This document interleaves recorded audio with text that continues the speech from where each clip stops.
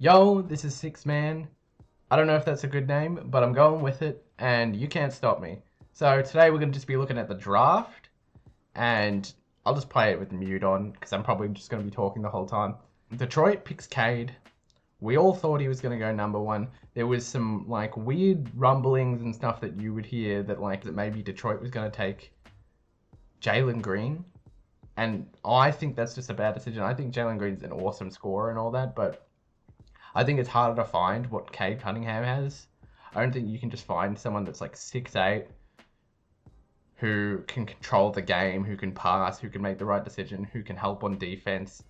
These things are hard to find, and yeah, I think there was some things about like maybe his turnover rate was higher than his assist rate, but what can you do? Either he improves or he's just a really solid player.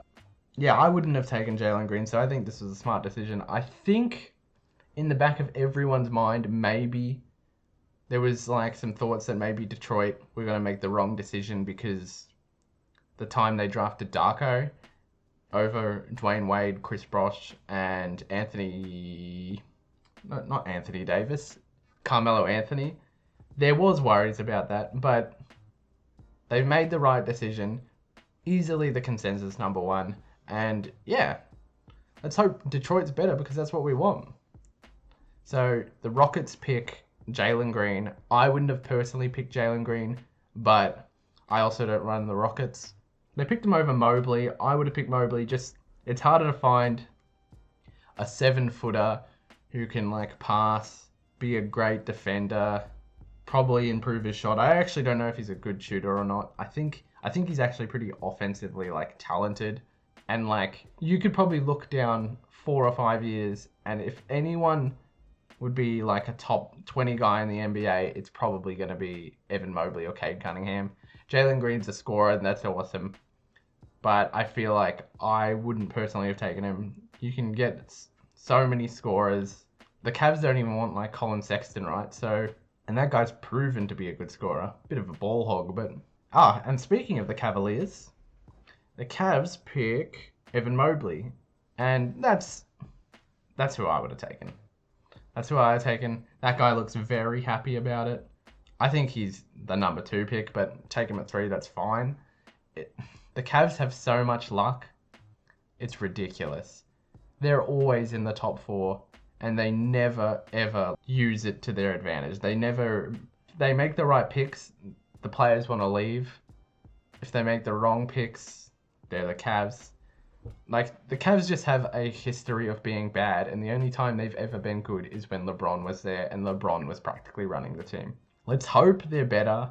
Let's hope Mobley makes them maybe a playoff team. Things like what Mobley brings are hard to find in 7-footers, because a lot of 7-footers are just big dudes. It's hard to find. Like, think about Ayton. Ayton's actually like a really good 7-footer. And there's plenty of 7-footers out there. It's just to find someone that's skilled. That's awesome. I do feel bad for Mobley. Let's hope that the Cavs can actually do something with him. I feel bad for him because he's going to the Cavs. So we got the Raptors. They pick Scotty Barnes, I believe. Seems like a solid pick. I probably would have taken Suggs. You know Suggs is good. This guy's a bit more. He could be very good. We'll see. The thing about this is the Toronto Raptors don't usually make the wrong decision. So I'm willing to believe that they're going to make the right decision here. They know how to build a playoff team. They know when to make the right trade. They made the right trade for Kawhi Leonard. Now they have a championship hanging from their rafters, I guess. I think they're probably going to, player development or whatever. They must have saw something in this guy that they thought he was worth the 4th. And let's hope he's good. Because the Raptors are a good team. Well, they're not right now, but the Raptors can be a good team quickly if you make the right choices. And the Raptors are known for making the right choices. The Magic take Suggs, and good for them, The Magic have a history of... They're not like the Cavs. Like, the Cavs are just bad at doing things. The Magic are just like, it feels unlucky at times. They drafted 2 superstar centers, and they both wanted to leave. For one reason or another, if they do draft someone high, that person gets injured. They're just unlucky organization, and you want them to be better because you want every team to be good. So there's a lot of competition. You don't want to watch a weeknight game and see the Brooklyn Nets take on a weak Orlando Magic team, and the Brooklyn Nets have like Kevin Durant and James Harden sitting out, and Kyrie Irving still just busting Orlando's ass. That's not what you want to see. So hopefully this is good. Everything I've seen, he made that shot that everyone's seen from that college game, that half-court shot. That was awesome.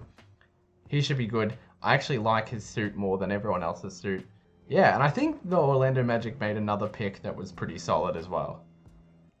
So the Thunder pick Josh Giddey from Melbourne, Australia. That's where I live. Shout out to him. Shout out to Melbourne.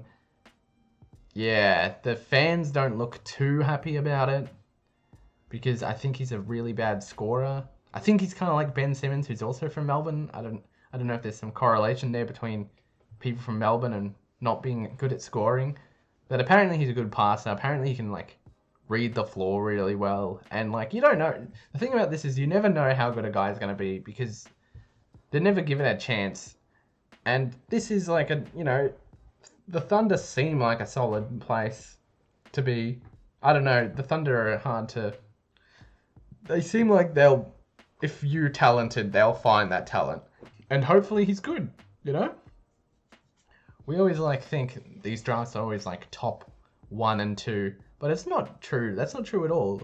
There's so many players that I know of that I like that were not drafted even in the top 5. Jokic is like 41. Jimmy Butler was like 30. Giannis was like 15. There's so many guys that you don't know how good they're going to be. Bam, I think, was like 12. They could develop to be great players. They could get a better shot. They could become good passers. Maybe they just need to be in the right place. That's all. I mean, look at Julius Randle. He didn't do that great in the playoffs, but they were also after him in the playoffs. They were only defending one person on that team, and it was Julius Randle.